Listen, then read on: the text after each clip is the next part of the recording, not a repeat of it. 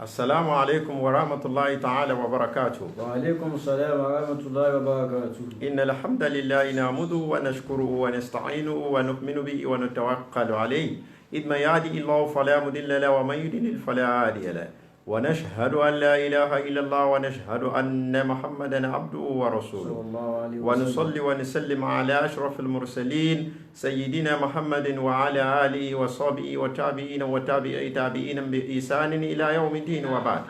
adúpẹ́ fún Ọlọ́run Ọba, Alhamdulillah. a yìn Ọlọ́run Ọba lógo, Allahu Akbar. a gbé títóbi fún Ọlọ́run. Allahu Akbar. Ìdí tí a fi ń kí Ọlọ́run náà ni pé Ọlọ́run Ọba òun ní máa kọ gbogbo nǹkan lẹ̀ lákọọ́lẹ̀. Ìyẹn lè sọ wípé òun ó débì kan ní aago 5, tọ́lọ́run bá sọ pé aago 8 ni ó tó débẹ̀ níjọ́ kejì, kò sí tí ó ṣe fọ́lọ́run Ọba. A kí Ọlọ́run, ìyẹn wọ́n fi máa sọ wípé ní ọ̀tọ̀ làdéhùn, ọ̀tọ̀ ní àkókò.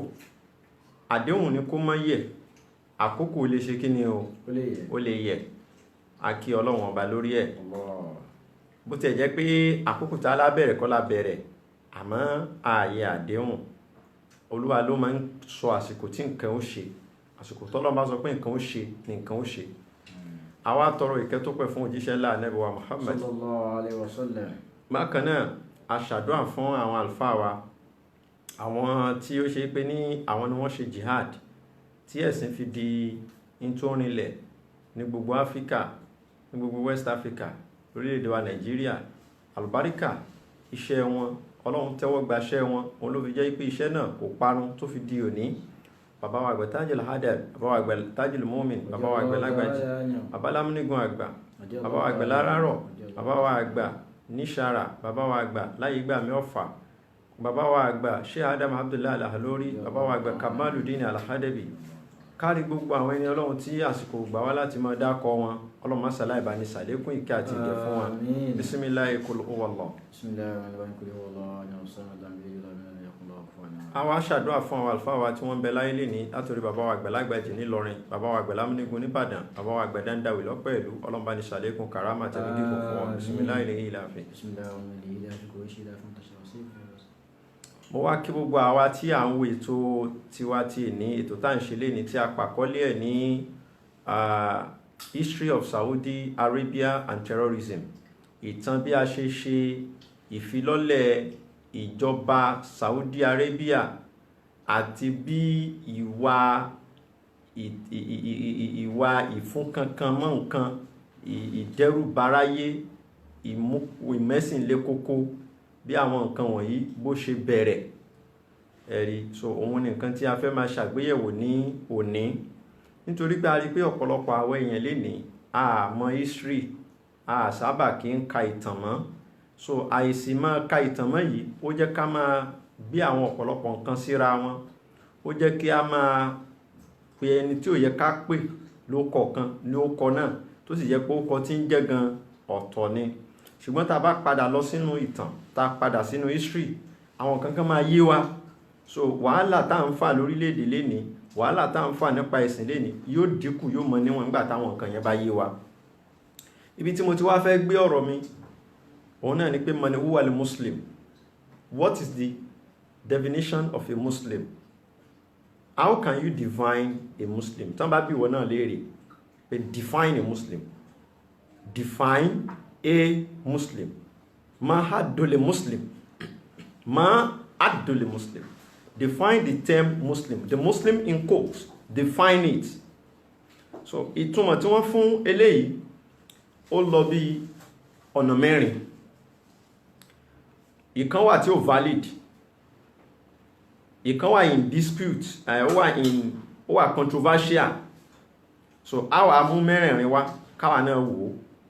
Àkọ́kọ́ ń bẹ̀, wọ́n ní kullu mukirrin bin nubuwwati Muhammadin sallallahu alayhi wa sallam wa anna kulla ma jaha bihi haqqun. Àwọn kan túmọ̀ pé mùsùlùmí lẹni tó ṣe pé ní ó nígbàgbọ́ pé Ànábì Muhammad ń pé òjíṣẹ́ Ọlọ́run Ọba ni, pé lódodo Ọlọ́run bọ́ba lékè ọlá ńkọ́ ló rán Ànábì, ló gbé dìde ní Ànábì sí gbogbo. So ti jẹ́ pé ní tí kò sọ pé ó gbé dìde sí gbogbo ayé àmọ́ gbà pé Ànábì Muhammad ńkọ́ òjíṣẹ́ Ọlọ́run ni tó sì wá nígbàgbọ́ pé gbogbo tí Ànábì mú wá látorí Kùránì ni sàká ni ìrun ni gbogbo nǹkan yẹn pátá òdodo ni. So àwọn kan sọ pé irú ẹni tó bá nírú gbàgbọ́ yìí lẹni tá a máa pè ní Muslim. Eléyìí kò wà valid, definition eléyìí kò wà valid. Ìdí ni pé yuntakadu bi qawli Isawiyya min Yahudi Usbahan. Àwọn Jews kan wà, there is a particular sect among the Jews tá ń pè ní the Jesuits. Àwọn Isawiyya yìí wọ́n gbà wípé Ànábì Muhammad sallallahu alaihi wasallam pé òjíṣẹ́ Ọlọ́run ni, bọ́lọ́run ló rán wá sáyé. Wọ́n dẹ̀ gbà yí pé gbogbo nǹkan tí Ànábì sọ pátápátá tó ń pe ayé síbẹ̀ òdodo ni. Walakinnahum, àmọ́ ibi tí problem wọn wà ní pé za'amu annahu bu'itha ila al-arab la ila bani Israel. Wọ́n gbà yí pé Ànábì Muhammad ńkọ́ àwọn Lárúbáwá nìkan lọ́lọ́run rán Ànábì Muhammad sí, kò rán Ànábì Muhammad sọmọ Israeli. Ìgbàgbọ́ wọn nìyẹn. So tó bá jẹ́ pé by definition wọ́n yìí la fẹ́ tẹ̀lé, a jẹ́ sí pé àwọn wọn nì náà mùsùlùmí ni wọ́n. So ìdí rẹ̀ táwọn àbáfi sọ pé definition, this first definition kò wà valid nítorí pé kí ni ara àwọn ìjọ tí kìí ṣara wa tí wọ́n sì nígbàgbọ́ nínú Ànábì Muhammad. Ẹlẹ́ẹ̀kejì, definition ẹlẹ́ẹ̀kejì, kullu man yara ujuba salati ila ji'atil qibla ila ji'atil Kaaba.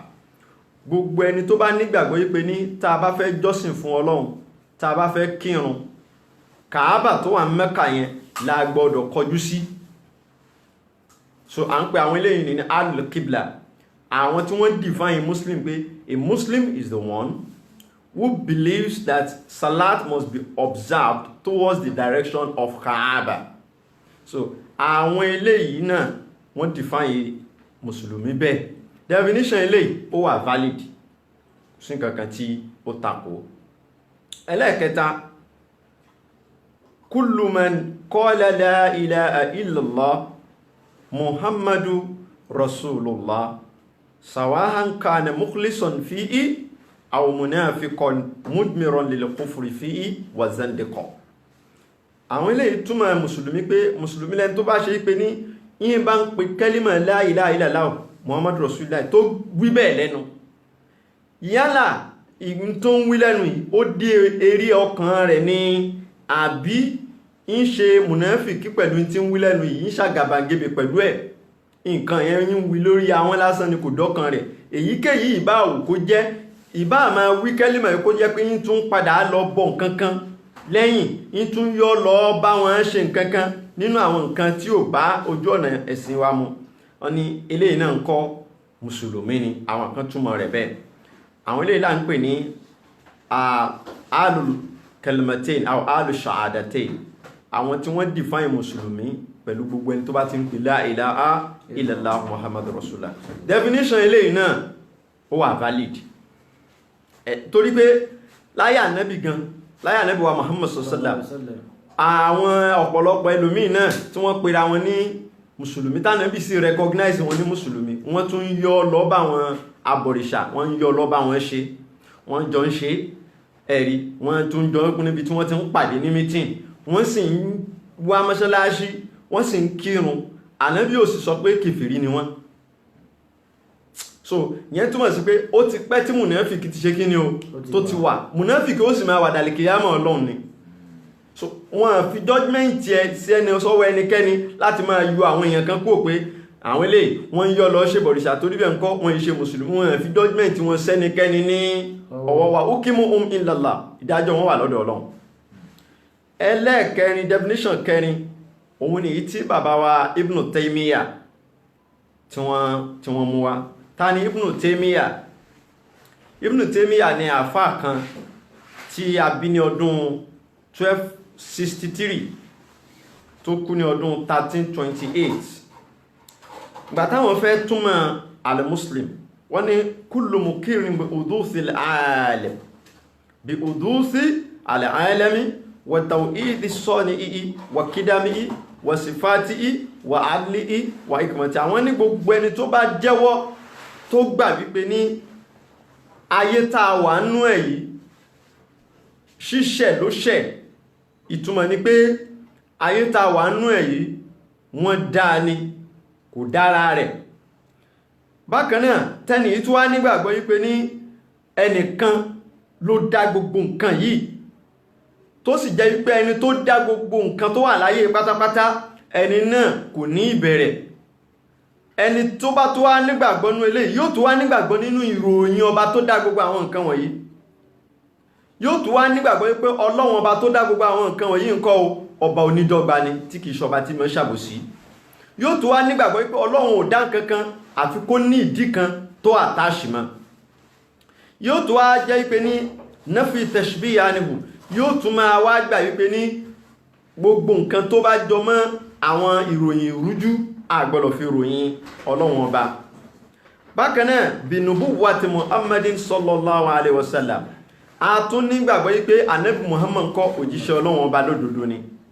Wa risalati ilal kafa, a dẹ̀ nígbàgbọ́ wípé ní wọ́n rán Ànábì sí gbogbo ayé ni títí kan àwọn àjọ̀nú táà lè fojú rí tiwa. Wa bi tayyidi shari'ati, yóò sì ní ìgbàgbọ́ wípé ní Olúwa ṣe ìkúnlọ́wọ́ fún Ànábì Muhammad sallallahu alaihi wasallam nípa pé òun ni ó máa sọ ìtumọ̀ bá ṣe ṣe ẹ̀sìn wa. Wa bi anna kulla ma ja'a bihi haqqun, yóò sì ní ìgbàgbọ́ wípé gbogbo ń tànábì mú wa pátápátá kò sí irọ́ kankan bẹ̀, òdodo ni. Wa bi anna al-Qur'ana manba'u ahkami sharia, ẹni ìyá tó wá nígbàgbọ́ wípé al-Qur'ani Karimi òun ni orísun tí a ti máa mú ìdájọ́ òfin ẹ̀sìn wa. Bákan náà anna al-Kaaba hiya al-qibla, ẹni ìyá tún nígbàgbọ́ wípé ní Kaaba òun náà níbi tá a gbọ́dọ̀ máa dojúkọ sí. Allati tajibu salatu ilayha, tá bá fẹ́ kírun Kaaba la gbọ́dọ̀ wá direction bí tó wà tá kọjú sí. Fa kullu man aqarra bi dhalika kullahu wa lam yashbu bi bid'atin tuaddi ila al-kufri, wọ́n ní gbogbo ẹni tó bá ṣe pé ní onígbàgbọ́ ní gbogbo ń tá wí yóò tí ó dẹ̀ fi àdádálẹ̀ kan èyí tí a fi lè pè ní kèfèrí tí ó fi kún gbogbo tó nígbàgbọ́ nínú èyí, irú ẹni bẹ́ẹ̀ ni yóò máa jẹ́ sunniyu al-muwahhid, yóò máa jẹ́ ẹni tó ṣe pé ní ó ń tẹ̀lé súnà Ànábì Muhammad tó sì mú Ọlọ́run ọba lọ́kan. Ó fọ́ọ̀mù Ibn Taymiyyah mú ó kọjáde tí ẹni tó bá ní irú àdìọ́kàn ta kàkalẹ̀ yìí, definition ta kàkalẹ̀ yìí, ẹni tó bá yẹ pé definition ti ẹ̀ nìyẹn, wọ́n pè wọ́n ní sunniyu, ibi tí sunni ti jáde nù ní táwọn kan fi ń pera wọn ní sunni. So nígbà náà àwọn ọmọ kéwú tí Ibn Taymiyyah ń kọ́ à ń pè wọ́n ní salafi. So àwọn ni wọ́n sọra wọn ní salafiyuna nígbà ayé Ibn Taymiyyah. So tá bá wo definition tí bàbá wa Ibn Taymiyyah tí wọ́n mú wá fún who is a Muslim, a rí pé ó kó tó pọ̀ sínú. So bí definition bá sì ṣe fẹ̀ tó náà ni exclusion ṣe fẹ̀ tó. Pẹ̀lú definition Ibn Taymiyyah yìí àwọn ìjọ ìsìlámù kan wọ́n ti kúrò. Definition Ibn Taymiyyah ti yọ àwọn mùsùlùmí kan, ó ti yọ wọn, ó ti delete ti wọn pé àwọn eléyìí ńkọ́ wọn ìṣe mùsùlùmí. Ẹ̀rí Ibn Taymiyyah wá dúró lórí pé ní gbogbo ẹni tí ò bá ti fall under definition òun yìí o, irú ẹni bẹ́ẹ̀ ńkọ́ la karamata lahum, ẹ gbọ́dọ̀ pọ́n ẹ̀jẹ̀ wọn lé, ìyẹn ni pé wọ́n tọ́ sí ká pa wọn. So àwọn ìwọ wá ní irú àwọn tó fall sínú definition and exclusion Ibn Taymiyyah, òun náà ni kullu mu'taqidin bi ilahiyyatil a'imma aw ba'dil a'imma. Àwọn ìjọ, torí pé àwọn ìjọ kan wà nínú Islam tó ṣe pé ní àwọn máa sọ yí pé gbogbo ẹni tó bá jẹ́ ìmáàmù tó jẹ́ olórí, irú ẹni bẹ́ẹ̀ ńkọ́ a lè pè lọ́lọ́hun. Irú àwọn ìjọ yìí wọ́n pè Sayyidina Ali, wọ́n pè ní Ọlọ́hun ọba. So irú àwọn eléyìí ńkọ́ wọ́n ti kúrò nínú definition Islam according to the definition of Ibn Taymiyyah. Nítorí pé àwọn tá wí náà wọ́n pè la ilaha illallah Muhammadur Rasulullah, wọ́n ń kọjú sí kíbla kírun, ṣùgbọ́n àwọn nǹkan kan nínú definition Ibn Taymiyyah yìí ó ti yọ wọ́n kúrò. Ẹlẹ́ẹ̀kejì, kullu man kana ala madha'ibil ulul, gbogbo ẹni tó bá ní ìgbàgbọ́ yí pé ní Ọlọ́run ọba ó lè dé sára ènìyàn, pé Ọlọ́run ti dé sára ẹ̀. So gbogbo ẹni tó bá ní irú ìgbàgbọ́ yìí ńkọ́ ó di kèfèrí gẹ́gẹ́ bí definition Ibn Taymiyyah. Ẹlẹ́ẹ̀kẹta kullu man kana ala ba'di madhahib ahli tanasuq, gbogbo ẹni tí ó bá ní ìgbàgbọ́ nínú ìta ń pè ní reincarnation, ń pè ìyẹn lè ti kú kó tó padà wá sínú ayé, ìyẹn lè kú kó tó wá nínú yálà kó gbé bọ́dì míì wá sáyé, tàbí kó lo bọ́dì yẹn gan náà kó máa wá kó máa farahàn. So irú eléyìí gẹ́gẹ́ bí n tú bàbá wa Ibn Taymiyyah tí wọ́n túmọ̀, irú ènìyàn kọ́ ti kó nínú mùsùlùmí. kullu man aba'a nikaha banatil banati wa banatil banin, gbogbo ẹni tó bá fọwọ́ sí pé ọmọ obìnrin tí ọmọ obìnrin ìyàn bí ìyàn lè fẹ́ níyàwó,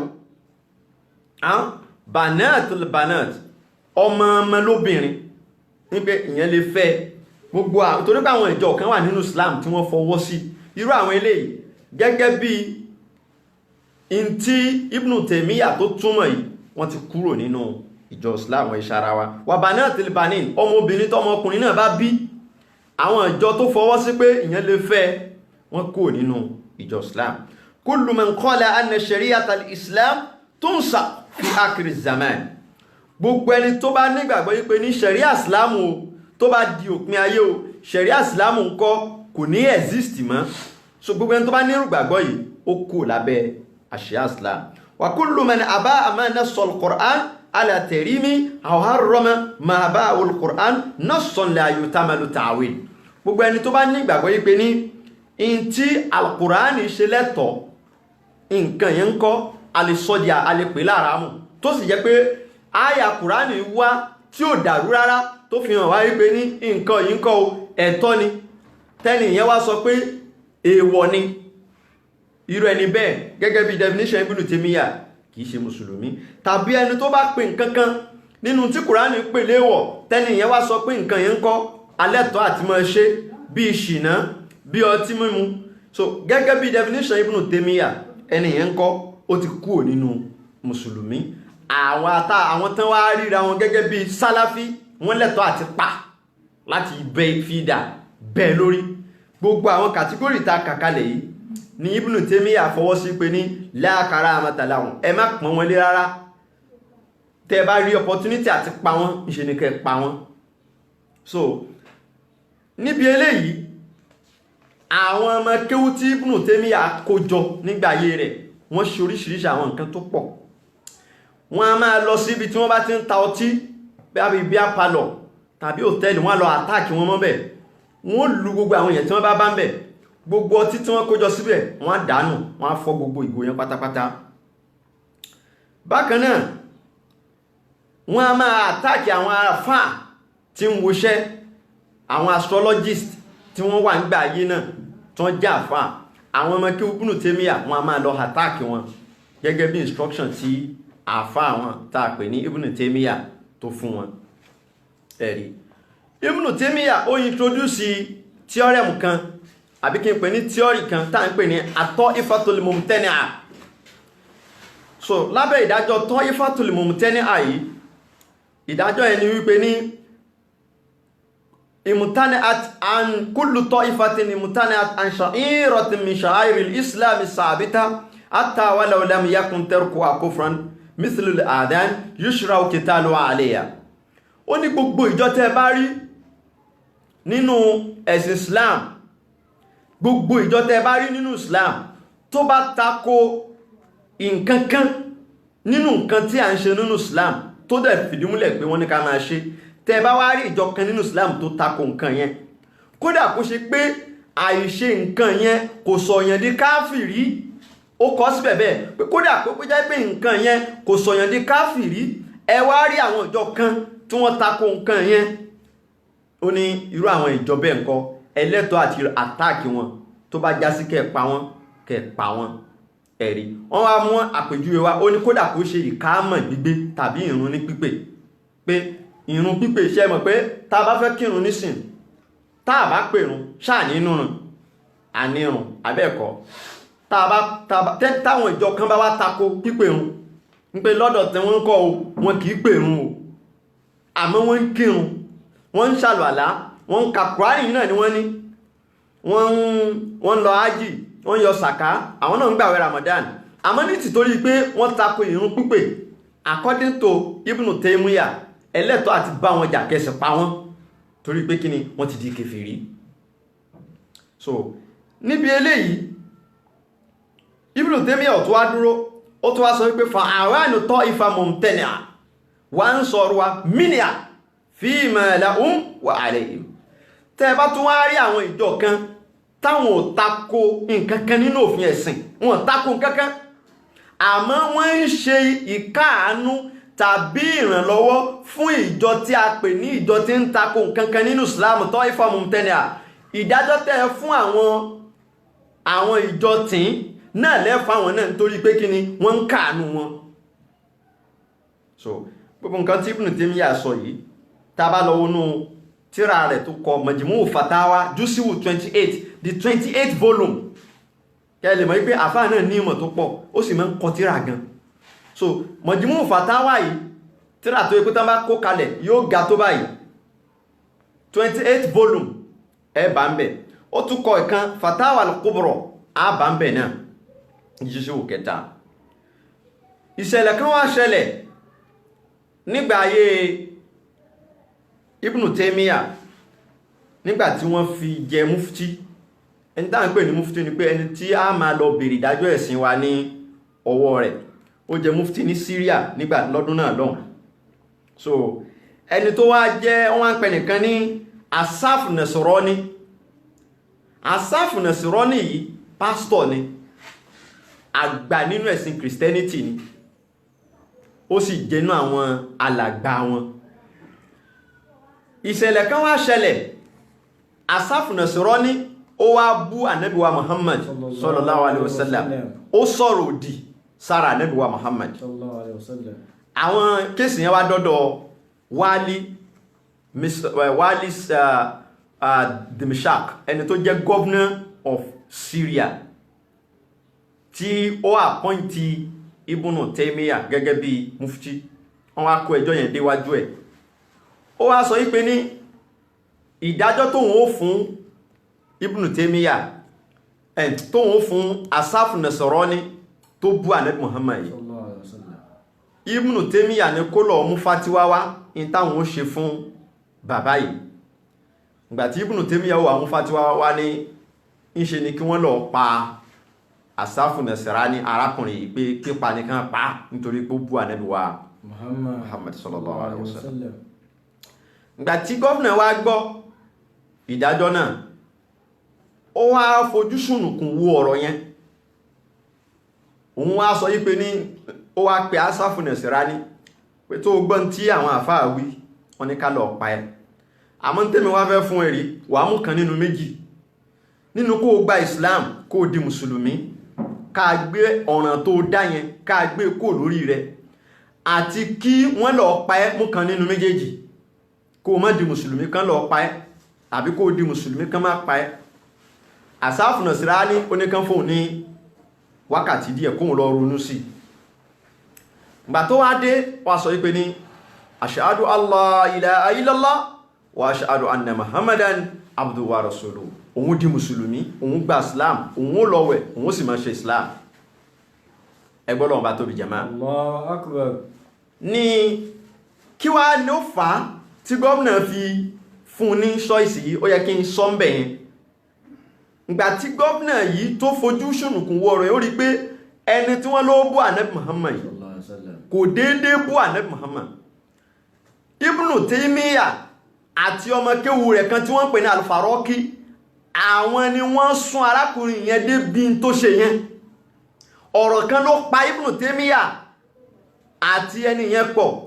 Ibi ìsọ̀rọ̀ táwọn fi sọ̀rọ̀ ló wá mú kí arákùnrin yẹn gbà tí kìkú ṣe mùsùlùmí tóun náà fi wá bú Ànábì wa Muhammad. Ṣe ẹ̀sìn mọ̀ bá Ànábì wa náà sọ fún wa pé ní ẹ má bú ní táwọn ará bí yẹn tán kí ní o tán gbé dání, kán má bàa fi kanra pé bú ní táwọn gbé dání tí wọ́n wá bú Ànábì yín tí ó wá dùn yín. So ńgbà tí gómìnà wa rí bẹ́ẹ̀ ló fi fún ẹni yẹn ní choice pé kó mú kan nínú méjì. Òun ò lè kó ọ̀rọ̀ tá a fà sọ̀dà nípa pé kí wọ́n pa, àmọ́ inú kó di mùsùlùmí káwọn fi ilẹ̀, tàbí kó má di mùsùlùmí káwọn sì mú dájọ́ tá a fà mú wá káwọn mú iṣẹ́. ńgbà tọkùnrin wá di mùsùlùmí Wálí tó jẹ́ gọ́vnà bá sọ wípé ní àwọn ò ní pamọ́ ní Ibn Taymiyyah bá yarí láyéláyé àfikàn pa. Ibn Taymiyyah wá sọ wípé ní ẹnikẹ́ni tó bá bú Ànábì wa Muhammad sallallahu alaihi wasallam kódà kó jẹ́ mùsùlùmí pípa la gbọ́dọ̀ pa, pípa la gbọ́dọ̀ pa. Nígbà tó wá sọ bẹ́ẹ̀ gọ́vnà ni èyàn di mùsùlùmí ó tún ní ká lọ pa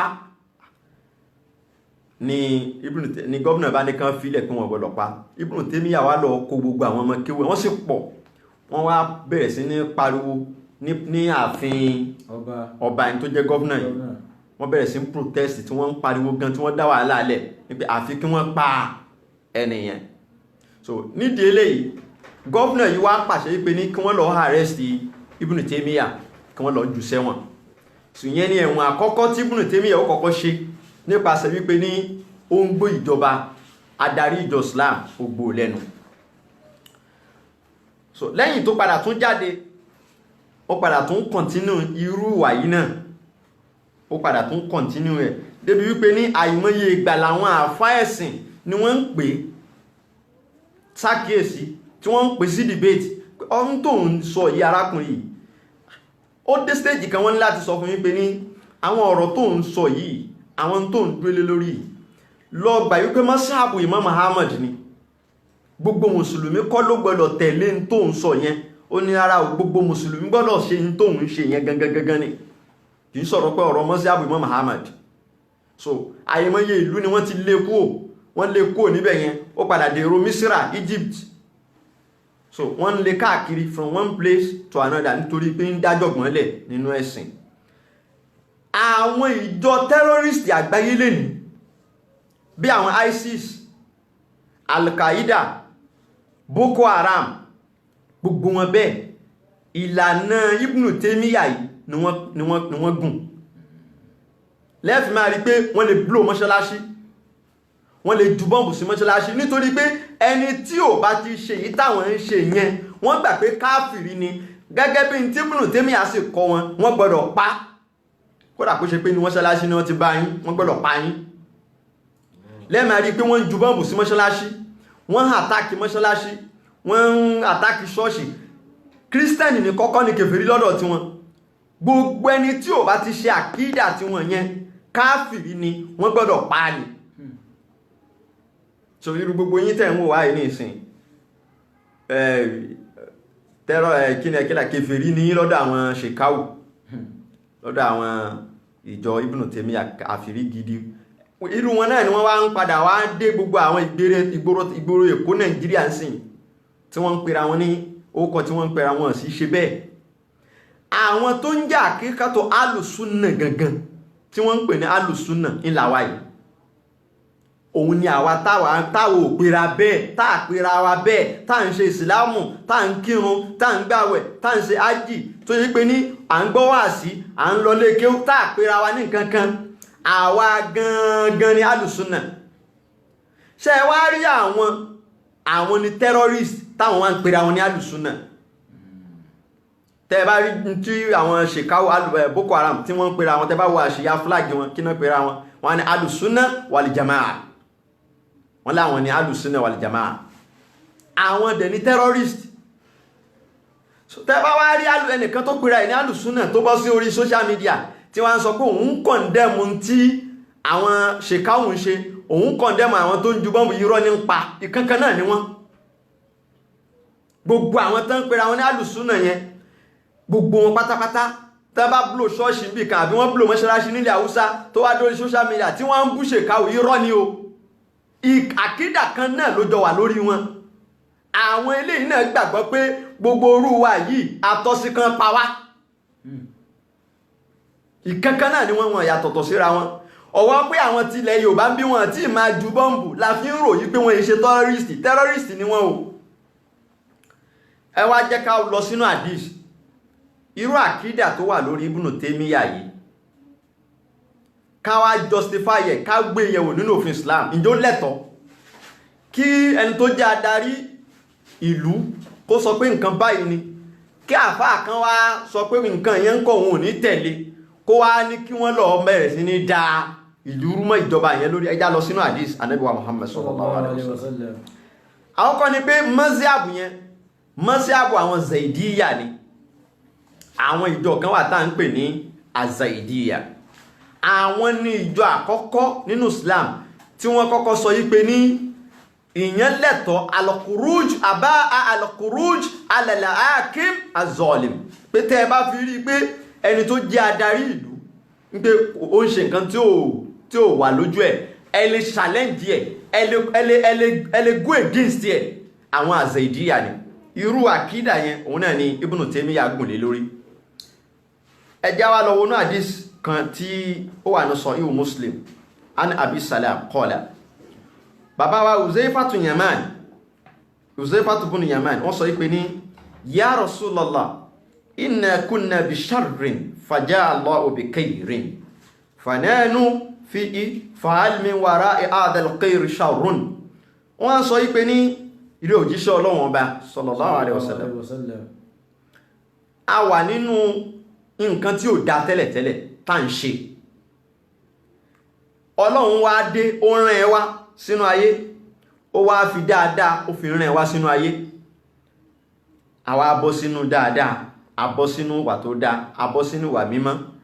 Ó wá ń béèrè lọ́wọ́ Ànábì pé lẹ́yìn ìwà dáadáa tá ti ń ṣe, ǹjẹ́ aburú ó tún padà tún wá sínú ayé? Qala na'am. Ànábì ní bẹ́ẹ̀ ni, aburú ó tún padà dé sáàrin yín. Qultu, Uzaifa ni mo tó wá sọ pé al-wara'a dhalika sharri khairun. Ó dà, táburú ìbá tó wá dé padà sáàrin wa, ǹjẹ́ Ọlọ́run tó padà gbé nìkan dìde tí ó fi yọ wá kò nínú aburú yìí tá tún padà sínú ire padà? Qala na'am. Ànábì ní bẹ́ẹ̀ ni sallallahu alaihi wasallam. Ó ní qultu, ó ní mo tó wá ń béèrè pé fahal wara'a dhalika al-khairi sharrun. Tí dáadáa ìbá tó wá dé, ǹjẹ́ a tún padà sínú aburú irú yìí tá ti wà tẹ́lẹ̀tẹ́lẹ̀ kẹ́sìn tó dé? Qala na'am. Ànábì tún ní bẹ́ẹ̀ ni. Qultu, ó lóun wá ń béèrè lọ́wọ́ òjíṣẹ́ Ọlọ́run pé kaifa, báwo lè ṣe fẹ́ ṣẹlẹ̀? Qala, Ànábì ní yakunu ba'di a'immatun la ya'taduna bi udaya. Àwọn aṣáájú ẹ̀sìn kan ó dé lẹ́yìn tí ń bá lọ tán, wọ́n ní máa tẹ̀lé ìlànà tèmi Ànábì Muhammad tí mo là kalẹ̀, wọ́n ní tẹ̀lé. Wala yastannuna bi sunnati. Súnà ni ó máa rùn sún wọn, yóò máa rùn sí wọn, wọ́n ní tẹ̀lé. Wa sayakumu fihim rijalun qulubuhum qulubu shayatin. Àwọn ènìyàn kan wà láàrin wọn. Àwọn ènìyàn wọ̀nyí ọkàn wọn lé kókókókó bí àṣẹ ìtàn, bí ọkàn àjọ̀nú, bí ọkàn àwọn ẹ̀mí búburú. Ẹ̀mí ọkàn wọn ò ní yàtọ̀ sí ẹ̀mí àwọn shayatin, àwọn ẹ̀mí búburú. Fi jùsùmánì ins. Ìyàtọ̀ tó wà láàrin àwọn fúnra wọn àti àwọn ẹ̀mí búburú kò ju wípé àwọn gbé àwọn ènìyàn wọ̀. Tá a bá yọ owó eléyìn nìkó, àwọn ẹgbẹ́ yàtọ̀ sẹ́mì búburú. Qultu, Udhaifa ni mo wá sọ yí pé ìrẹ̀ òjíṣẹ́ Ọlọ́run, kaifa asna'u ya Rasulullah in adraktu dhalik. Tọ́lọ́run bá kádàrá pé kí n wà ní ayé nírú àsìkò tó sọ yìí, kí ló rí pé mo lè ṣe? Ànábì wá dá lóhùn sallallahu alaihi wasallam, tasma'u wa tuti'u al-amira wa in daraba zaraka wa akhadha malak fasma' wa ati. Òjíṣẹ́ Ọlọ́run bá ní tó bá bárú àsìkò báyìí láyé o, ní tí kò ṣe náà ni pé máa gbọ́, kò ṣe bí ẹni tí ò gbọ́, máa tẹ̀lé ẹni tó jẹ́ olórí yín nínú ẹ̀sìn, máa tẹ̀lé lẹ́yìn, máa tẹ̀lé olórí ìlú, máa tẹ̀lé àṣẹ rẹ̀, kódà kó máa lù ẹ́ ńlálà lójoojúmọ́, kódà kó gbẹ́sẹ̀ lé gbogbo owó rẹ̀, gbogbo dúkìá rẹ̀. Fasma ní tí bá ń wí máa gbọ́, wàátì kò sì máa tẹ̀lé. Ẹ̀yin bá Ànábì Muhammad sallallahu alaihi wasallam. Ànábì ò encourage terrorism, kò encourage rebellion, kò encourage hooliganism. Ní pé ká wá torí pé ẹni tó jẹ́ rí pé àwọn Boko Haram, ẹbí wọ́n lè rí pé kí ni wọ́n ń jà sí gangan. Ní tí wọ́n ń fa wàhálà sí ni pé ẹni tí àwọn tó ń ṣàkóso orílẹ̀-èdè wa, wọ́n yìí ṣe ara wọn, wọ́n yìí ṣe mùsùlùmí, wọ́n rí gbogbo àwa yìí gẹ́gẹ́ bí káfìrí. Buhari bó ṣe jẹ́ Muslimu yẹn, kèfèrí ni lọ́dọ̀ tí wọn.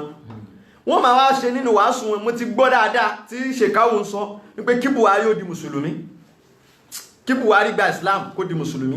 Tí Buhari bá lè gba Islam tó di mùsùlùmí, àwọn ò ní ju bọ́ǹbù káàkiri mọ́. Ẹgbọ́n jò ní Buhari di kèfèrí. so wọ́n gbà wípé ní ẹni àwọn tó jẹ́ ìjọba ìlú tíjọba ìlú ò bá ti ń ṣe ara àwọn tí kìí ṣe mùsùlùmí bíi tàwọn àwọn lẹ́tọ̀ọ́ àti máa fàjọ̀gbọ̀n lábẹ́ rẹ̀ láti da ìlú yẹn rú mọ́ lórí láti gbàjọba yẹn gan tó bá rọrùn fáwọn láti gbà láti pa tó bá ṣeé ṣe láti máa bàlú yẹn jẹ́ nítorí pé àkídàtò Ibnu Taymiyyah tó dálẹ̀ nù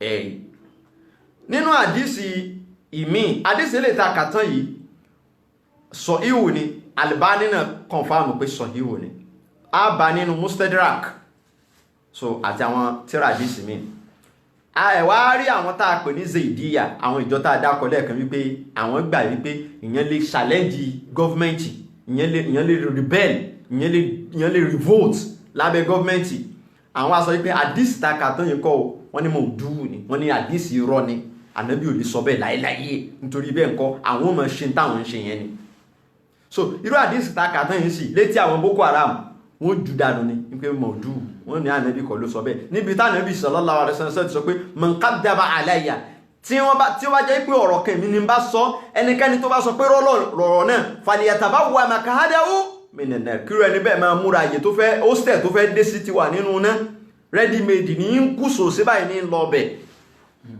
so kì í ṣe pé ẹni tó bá sọ àdísì tánàbí ò sọ ní kọ́kọ́ kadaba at-takdhib mọ́nà méjì lónìí àdísì tánàbí ò sọ tí yẹn bá mú wá tó fọ́ọ̀mù ẹ̀ fúnra rẹ̀ ọmọ náà ni àdísì tó bá tó jẹ́ pé wọ́n kọ̀nfàmù pé ànábì ló sọ pé sọ ìwù ni tí yẹn bá sọ pé irọ́ ni irú ẹni bẹ́ẹ̀ náà ọmọ náà ni ìyà kan náà ló wà fáwọn méjèèjì so lẹ́fìrí wípé ní irú àwọn ìjọ wọn yẹn ẹ gbọ́dọ̀ tẹ̀lé wọn àdísì mi tá tún mú wá ó wà ní Sahih Muslim òjíṣẹ́ Ọlọ́run bá sọ wípé ní khiyaru a'immatikum alladhina tuhibbunahum wa yuhibbunakum àwọn tí wọ́n máa darí yín àwọn alákòóso yín àwọn tó dáa jù nínú wọn làwọn tó ṣe pé ní wọ́n ń fẹ́ràn yín ẹ̀yin náà ń fẹ́ràn wọn fún ìwà tí wọ́n ṣe kíni àti ìṣe tí wọ́n ń ṣe ìjọba tó dáa jù nìyẹn ìjọba táwọn aráàlú ń fẹ́ràn rẹ̀ tóun náà ń fẹ́ràn àwọn aráàlú òṣìṣẹ́ Ọlọ́run wá tẹ̀síwájú ní wa tusalluna alayhim wa yusalluna alaykum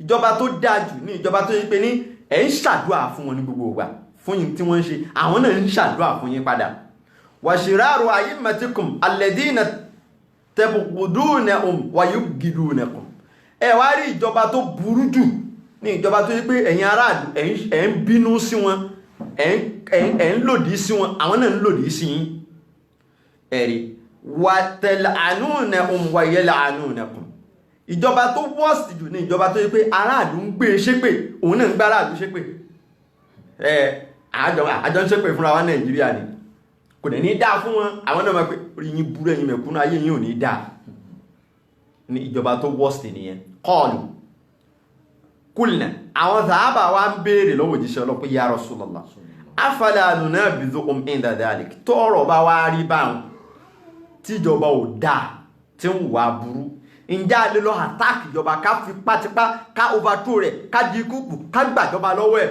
tàbí ká máa dàlú yẹn rú mọ́ ká má jẹ́ kó rí govern ǹjẹ́ a lè ṣe bẹ́ẹ̀ kí là Ànábì wá sọ kọ́lẹ́lá Ànábì ní rárá o ẹ gbọ́dọ̀ ṣe bẹ́ẹ̀ sallallahu alaihi wasallam ma aqamu fikumu salat lópin ìgbà tó bá ṣe pé ní adarí yín ń kírun ẹ gbọ́dọ̀ ṣe bẹ́ẹ̀ láà Ànábì tún repeat ọ̀rọ̀ yẹn ẹ gbọ́dọ̀ ṣe bẹ́ẹ̀ o ma aqamu fikumu salat lópin ìgbà tí adarí yín ti bá ń kírun illa man waliya alayhi walin àwọn kan tá fẹ́ fàyọ́nù definition ni pé ẹ wo condition tá Ànábì fi tí bá ń ṣe kíni in túmọ̀ sí pé ìrun kíkí ti tó láti identify yàn as a Muslim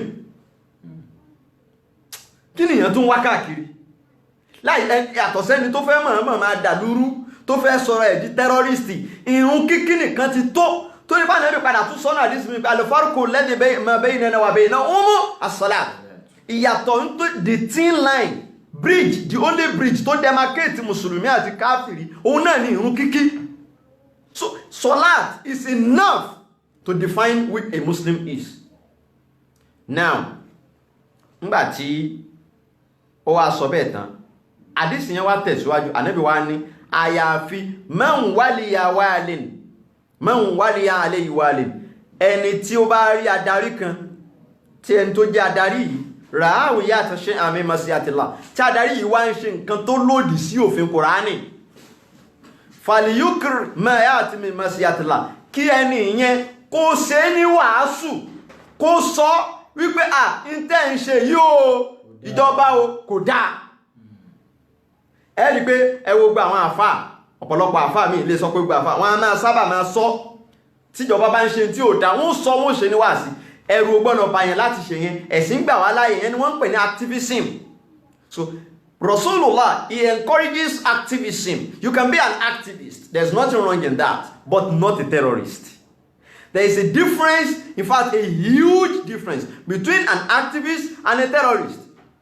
You can profess, you can proclaim what is right, you can preach the right, you can distinguish between the right and the bad. You can let the government know that, oh, this is bad, this is right. You can preach it, but not attacking the government, not attacking the people, not attacking or jeopardizing the efforts of the government. Terrorism kò ráyè jókòó nínú ẹ̀sìn wa. Ẹni tó dálẹ̀ Ibn Taymiyyah ni. Kò sínú ẹ̀sìn wa tẹ́lẹ̀tẹ́lẹ̀. Ẹ̀rí. Òjíṣẹ́ Ọlọ́run wá tẹ̀síwájú. Ó ní wala yanzi'anna yadan an ta'a. Tí ẹ bá wá rí bẹ́ẹ̀ pé tó ìjọba yẹn o ń ṣe tó lòdì sófin Ọlọ́run. Wáàsí ni kẹ́ ẹ ṣe fún wọn. Ẹ gbọ́dọ̀ gbé ọwọ́ kan tí wọ́n fi rí pé ẹ̀ ń kò lábẹ́ àṣẹ àwọn.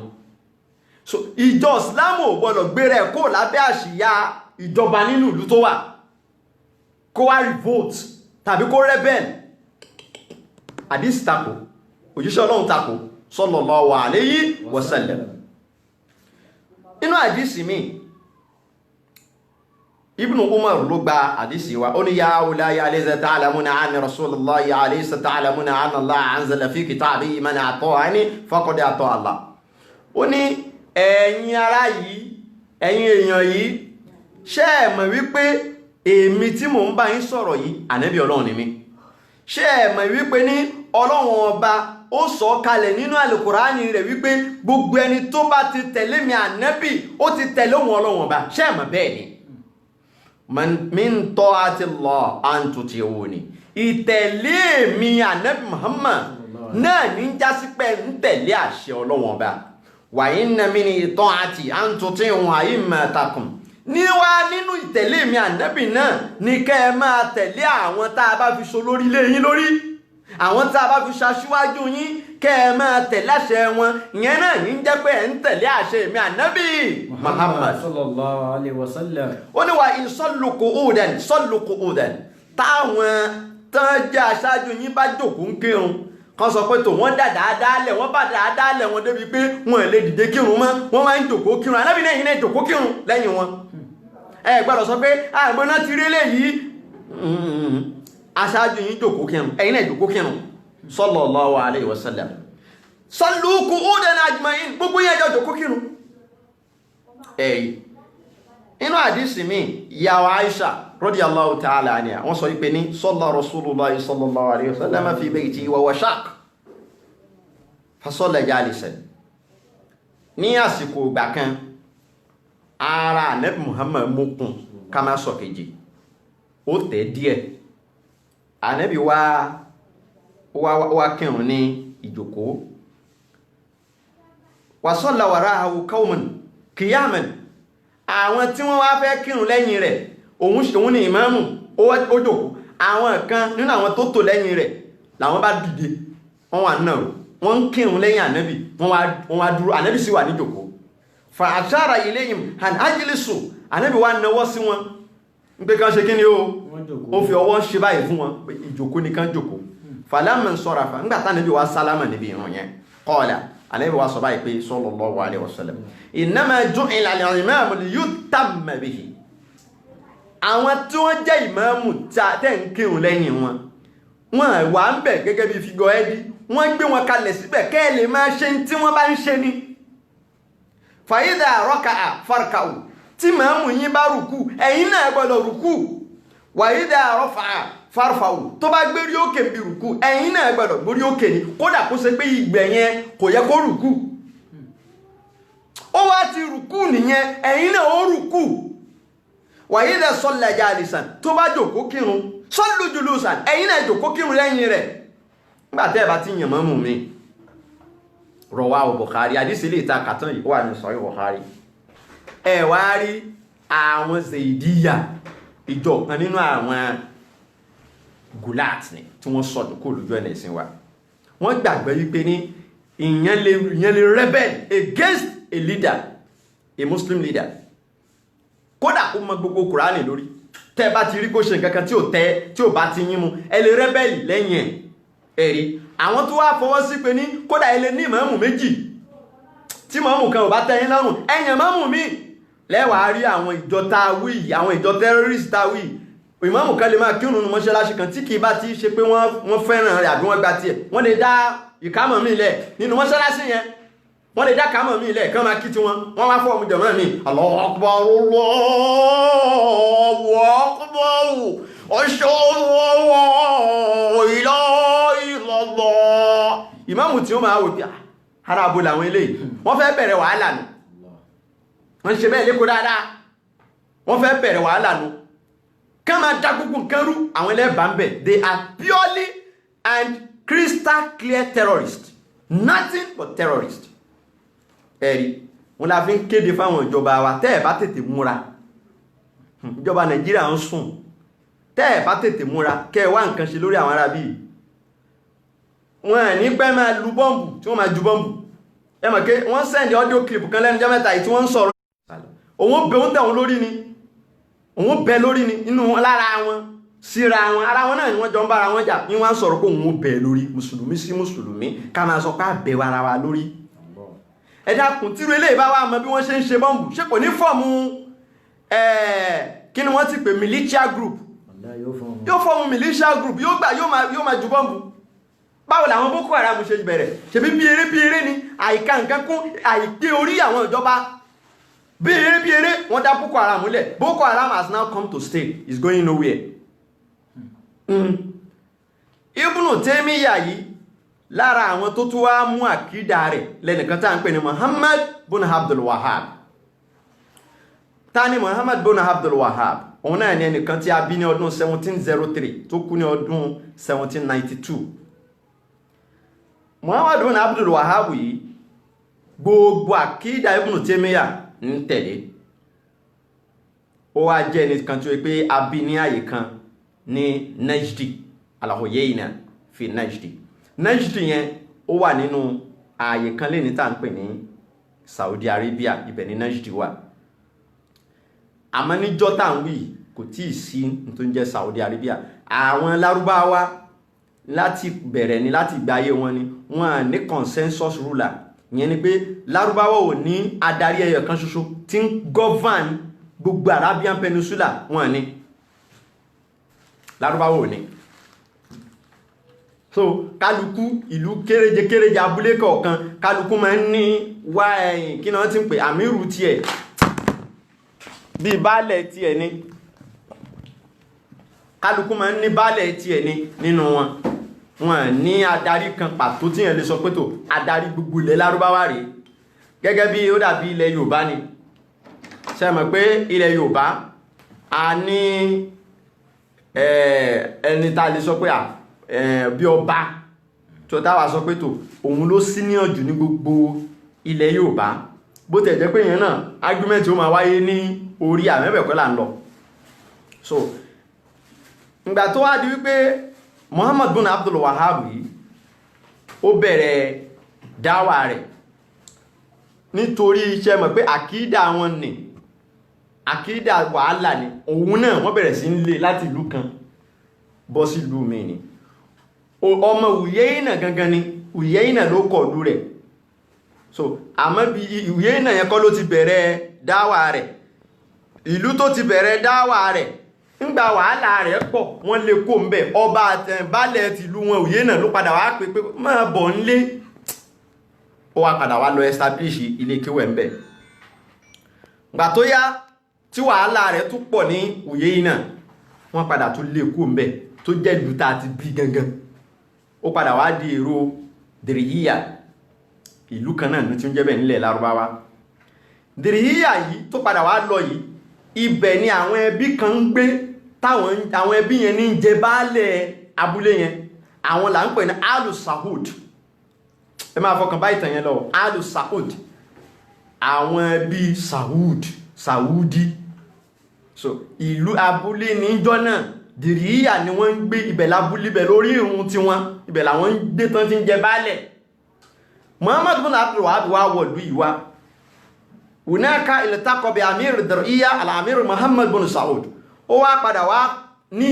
ìbápàdé pẹ̀lú ẹni tó jẹ́ baálẹ̀ abúlé tá a pè ní Dìríyà yìí wọ́n jìjọ sọ̀rọ̀ irú ọ̀rọ̀ wo ni wọ́n jọ sọ àrọ̀dà da'watahu ala al-amir faqabala ó ṣàlàyé àkídà tó ń gbé bọ̀ ó ṣàlàyé fún Muhammad bin Saud tó jẹ́ baálẹ̀ ìlú yìí nìyẹn bá tẹ́wọ́ gba àkídà yìí lọ́wọ́ rẹ̀ wa ta'ada shaykhan ala hamli da'wa ala atikihim ni wọ́n wá jọ sáyìn àdéhùn kan kí làdéhùn náà baálẹ̀ Dìríyà tó ń jẹ́ Muhammad bin Saud òun wá sọ wípé ní ìlú tó wọ̀ yìí àwọn ò ní lé ẹ o gbogbo ilé kéwú tó bá fẹ́ dálẹ̀ gbogbo àkídà tó bá fẹ́ polówó máa polówó ẹ̀ yẹn ò kì í ṣe wàhálà àmọ́ tiwa ni pé support wa jẹ́ ká jọ fọwọ́sowọ́pọ̀ ká lè jíjọ gba gbogbo ilẹ̀ Lárúbáwá sábẹ́ àkóso wa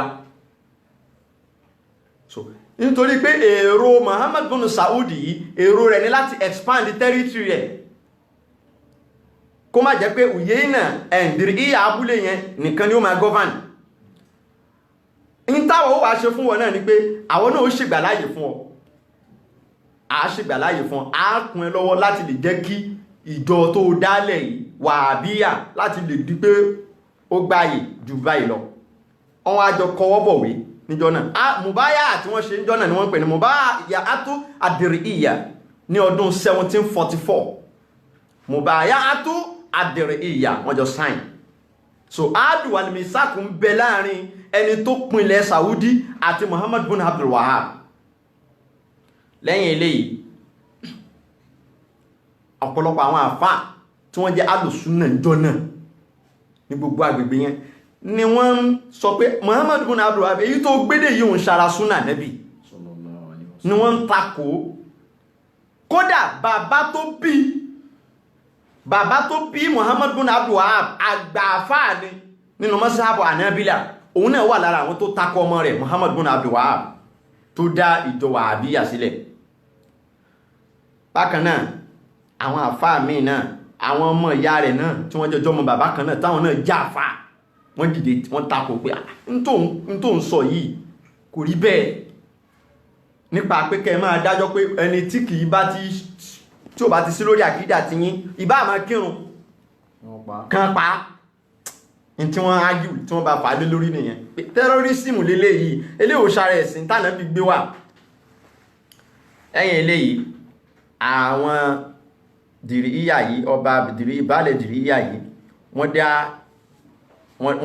bẹ̀rẹ̀ sí ní fẹ́ dáúlà wọ́n fẹ́ síwájú sí wọ́n gba àwọn agbègbè ibòmíì wọ́n kógun jábẹ̀ wọ́n gbà mọ́ra wọ́n gba gbogbo ẹ̀ mọ́ra wọn now wọ́n fẹ́ lọ sí báwo la ṣe dá Kingdom of Saudi Arabia sílẹ̀ àti sọ̀rọ̀ terrorism ó sì ti yé wa báwo la ṣe wá dá Saudi gangan sílẹ̀ ní ọdún 1932 ni wọ́n proclaim Kingdom of Saudi Arabia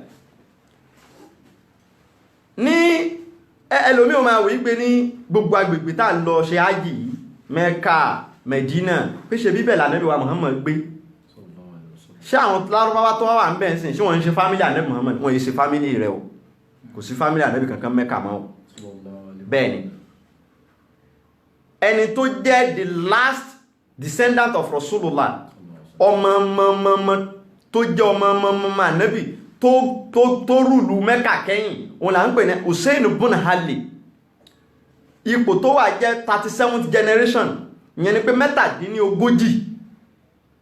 mẹ́tàdínlógójì ọmọ ipò tí ẹni yẹn wà nìyẹn sí Ànábì ọmọ Ànábì Muhammad so òun lẹni tó jẹ́ ìran Ànábì tó jẹ́ àmírù Mẹ́kà kẹ́yìn àwọn fámílì Ànábì la máa ń pè ní Sharif so a ní Sharif Makkata wá Sharif Madina so àwọn kan wà tó di Mẹdínà mú nígbà náà, àwọn kan wà tó di Mẹ́kà mú. Ìgbà tí ó wá di wípé wọ́n jagun ọ̀rọ̀ pọ̀, mi ìfẹ́ lọ síbi ogun àgbáyé àkọ́kọ́, kí n gé ọ̀rọ̀ náà kúrú torí àsìkò. Hussein ibn Ali tó jẹ́ Amiru Mẹ́kà yìí, ó padà wá ní pọ́blẹ́mù pẹ̀lú àwọn British government nígbà tí wọ́n ṣe Balfour Declaration of 1947 kọ́ ni, tí wọ́n establish òfin tí wọ́n fi establish Israel, tí wọ́n ya nínú ilẹ̀ Palestine, tí wọ́n gbé fún àwọn Israel, tá ń pè ní Balfour Declaration. Wọ́n wá sẹ́ndì dọ́kúmẹ́ntì lọ bá Hussein ibn Ali tó jẹ́ Amiru Mẹ́kà nígbà náà lọ́hùn, wípé kóhun náà sáyìn àwọn dọ́kúmẹ́ntì ló bá yarí pé láyéláyé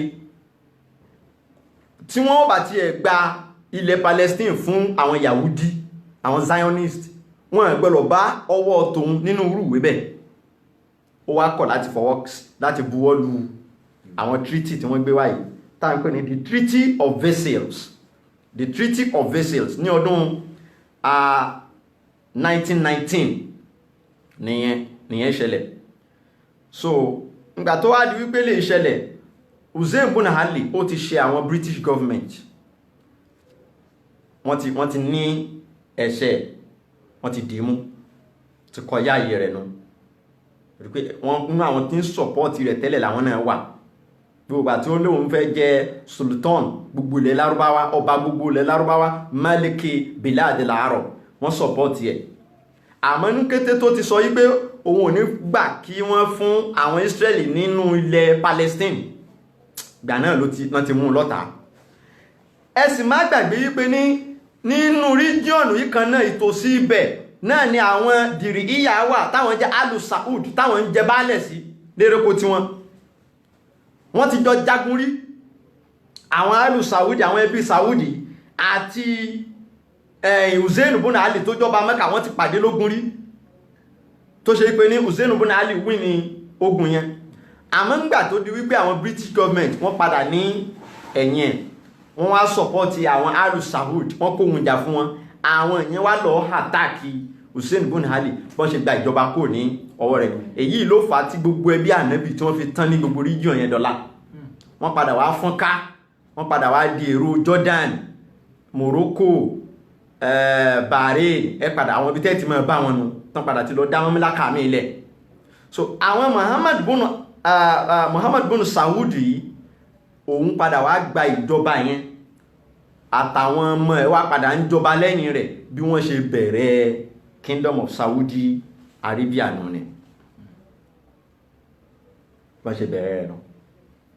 So ìgbà tí táwọn wà bẹ̀rẹ̀ Mamlaka wọn ti àwọn Kingdom of Saudi Arabia, Mamlaka tó Saud al-Arabiya, wọ́n ṣe wá bẹ̀rẹ̀. Muhammad bin Abdul Wahhab tá a sọ yí pé nínú àwọn tí ń tẹ̀lé àkídà Ibn Taymiyyah ni wọ́n á mú mọ́ra, ni wọ́n jìjọ bẹ̀rẹ̀ ìjọba wọn. Àdéhùn tó wà láàrin wọn ní pé ní ìdílé ti ìwọ Muhammad bin Abdul Wahhab, ìdílé ti ẹni ó máa jẹ olórí aláàfáà ní gbogbo Saudi. Àwọn ni wọ́n ṣe ń jẹ́ dọ̀la, àwọn ni wọ́n ń pè ní Alu Sheikh ní Saudi. Alu Sheikh, àwọn fámílì Muhammad bin Abdul Wahhab ni. Kéwu Ministry of Religious Affairs, ẹ̀yin lẹ́ẹ̀ máa head díẹ̀, ẹnìkan kò ní bá yín dù. Àmọ́ gbogbo tí wọ́n náà wà máa kọ ní tírà, jẹ́ kó máa favour political interest yíwa. So lẹ́fì máa rí pé tí Saudi bá ń fi ẹ̀nkankan, táwọn ìjọba àwọn tó jẹ́ gọ́ọ̀mẹ̀ntì bẹ̀ tán bá ń fi ẹ̀nkankan nípa nǹkankan, wọ́n sọ fáwọn aláàfáà tí wọ́n jẹ́ family Alu Saud, àwọn yóò wá issue fatiwa tí ó favour gọ́ọ̀mẹ̀ntì. So irú eléyìí ni wọ́n ṣe tí wọ́n bẹ̀rẹ̀ sí ń pa àwọn ulama Shia, àwọn àfáà kan nínú Saudi tí wọ́n jẹ́ Shia, wọ́n pa wọ́n dànù bí Sheikh Mukiri àtàwọn míì tí wọ́n pa. So nǹkan tí ń jẹ́ terrorism lọ́dọ̀ ti àwọn ìjọba Saudi kò ju pé gbogbo ẹni tí ó bá jẹ́ Shia terrorist ní lọ́dọ̀ tí wọn. Ìtumọ̀ terrorist yẹn lọ́dọ̀ tí wọn, Shia, ìtumọ̀ yẹn ni terrorist lọ́dọ̀ tí wọn. so kìí ṣe táwa ń pè ní terrorist yẹn òun ni terrorist lọ́dọ̀ àwọn ìjọba Saudi. If you are a Shia you are a terrorist, so ó tọ́ sí kí wọ́n pa ẹ́ lọ́dọ̀ àwọn Saudi. So àkídà yìí látara Ibn Taymiyyah dórí Muhammad bin Abdul Wahhab ni ló ti ń ṣàn lọ. Àwọn ISIS tí wọ́n ń da gbogbo àgbà wọn asáìdì Syria lórí ní àkídà yìí náà ló wà lórí wọn. Ẹ̀rí látijọ́ tí wọ́n ti dá Israel kalẹ̀, ẹ wo bí Israel ṣe ń pa àwọn ará Palestine tó ẹ̀ ní rí kí Saudi ó sọ̀rọ̀ lórí ẹ̀, kí Saudi wá sọ pé ẹ̀yin Israel orí yín burú ni ẹ̀ sì ń pa àwọn ọmọ ìyá wa nínú Islam ní Palestine, yín ò kàn wọ́n. Nítorí pé maritaba tó gbé wọn dépò tí wọ́n wà yẹn, maritaba pé wọ́n support Balfour Declaration of 1947. So orí àga tí wọ́n gùn débi ìjọba wọn nìyẹn. So wọ́n lè ever sọ̀rọ̀ against Israel àbí America nípa tí wọ́n ń ṣe ní Palestine. Ẹ wo bí wọ́n ṣe ń pa àwọn ọmọ ìyá wa nínú ẹ̀sìn ní Palestine lójoojúmọ́, tí wọ́n wọnú Masjidul Aqsa, wọ́n wọ bẹ̀ báyìí wọ́n sì máa pààyàn, wọ́n lé gbogbo àwọn mùsùlùmí bọ́ta. Saudi ò ní sọ̀rọ̀ lórí ẹ̀, kò kàn wọ́n. Àwọn bá pa gbogbo Palestine run, kò kan Saudi. In tó kan àwọn ni political interest wọn, bí ó ṣe wà protected, bí government yìí ò ṣe ní bọ́kù lọ́wọ́ wọn, bí gbogbo àwọn tó jẹ́ ẹni tí ò bá ti support àkídà Muhammad bin Abdul Wahhab bí wọ́n ṣe máa pa wọ́n. Àwọn Amẹ́ríkà gbé jáde nínú átíkù kan pé ní lọ́dọọdún ó níye tí Saudi ń release jáde nínú owó epo láti máa fi finance Wahhabiyya àkídà Ibn Taymiyyah tí wọ́n ń send sí gbogbo country. Irú ẹ̀ làwọn ará àwọn bọ̀dá yín ní Nàìjíríà náà táwọn náà gbà nú ẹ̀, tí ẹnu wọ́n fi ń yọ bọ̀rọ̀bọ̀rọ̀ tí wọ́n sọ pé àwọn àfáàlẹ̀ Yorùbá ẹlẹ́bọ ni wọ́n ó kí mú wọn tààtà mọ̀ṣíyá nígbà tóun náà ti lọ gbọ́n tó ti gbà nú owó epo. Ẹ mọ̀ kẹ́ ẹnu ẹ̀ ó yọ, àwọn náà gbá ti ẹnu ayé ọ̀yọ̀bọ̀yọ̀bọ̀. Ẹ̀rí wọ́n pa Sheikh Nimuri, Bakr Nimuri àti 47 àfáà ni wọ́n pa pẹ̀lú ẹ̀ ní January 2016 ní Saudi. Àwọn olóyìnṣù fatiwa tí wọ́n fi pa àfáà yìí àtàwọn ọmọlẹ́yìn àwọn Alu Sheikh, àwọn fámílì tí ń jẹ àfáà ní Saudi, àwọn ọmọlẹ́yìn Muhammad bin Abdul Wahhab. Àwọn Shia wọ́n ní odidi ìlú kan nínú Saudi, Al-Awamiyya ní Al-Qatif ni wọ́n wà. Ní May 2017 àwọn Saudi sì rọ̀jò bọ́m̀bù, wọ́n fi pa àwọn mùsùlùmí ń bẹ̀. Wọ́n fẹ́ mọ̀ bóyá ń kírun tí wọ́n ní pé ṣé Shia ni wọ́n yẹ pa wọ́n. Àtá wọ́n pa ọmọ ọdún 3, wọ́n tó pa ọmọ ọdún 2 nígbà tí wọ́n ń pa àwọn tí wọ́n ń pa yìí. Nínú Kingdom of Saudi Arabia ní tá ń sọ yìí o, a sọ̀rọ̀ ń tán ṣe Yemen o. Torí ń jọ tí mo sọ̀rọ̀ tí wọ́n ṣe Yemen, ẹnìkan sọ fún mi pé ṣé mi ò mọ̀ pé ẹ̀yìn tẹ̀rìmí yìí ń bí ìjára tí mi sì jíìlì lórí àwọn alù Yemen ni. So pé ń táwọn Saudi ń ṣe fún Yemen yẹn, tẹ̀rìmí yìí ń bí ìjára tí alámtàrà kéfà fàálà rọ̀bùkà bí àti mi mọ̀ pé àwọn ni àṣàbùlì fílì ìjọsí ni. Ẹgbọ́rọ̀ àwọn ọmọ ìyá wa táà jọ ń kírun, táà ti jọ wà nínú ẹ̀sìn, àwa pè wọ́n ní àṣàbùlì fílì, àwa lọ ń rọ̀jò bọ́m̀bù sí wọn. Ẹ wo iye tí Saudi fi ra ammunition tó fi lọ ń blow Yemen. Ẹ wá dúró billions of dollars tí wọ́n sign tó fi ra ammunition nítorí wọ́n fẹ́ pa àwọn ará Yemen wọn. So báyìí ni wọ́n ṣe ń ṣe lọ́dọọdún tí wọ́n ń finance terrorism káàkiri àgbáláyé. Nítorí àsìkò ọ̀rọ̀ pọ̀, ṣùgbọ́n ara gé ní kúkúrú báyìí. Inshallah ta'ala bí kudrati tó wá tún di ọjọ́ Saturday a tún pàdé lórí àwọn tọ́pìkì míì. Kọ́lọ̀n kó kún wa lọ́wọ́, kọ́lọ̀n kó ràn wá lọ́wọ́. Gbogbo ẹ̀yin tí ẹ̀ ń wo ètò wa, Ọlọ́run ní jọ̀ọ́ bàjẹ́ fẹ́ ní kankan. Subhana rabbika rabbil izzati amma yasifun wa salamun ala al mursalin walhamdulillahi rabbil alamin.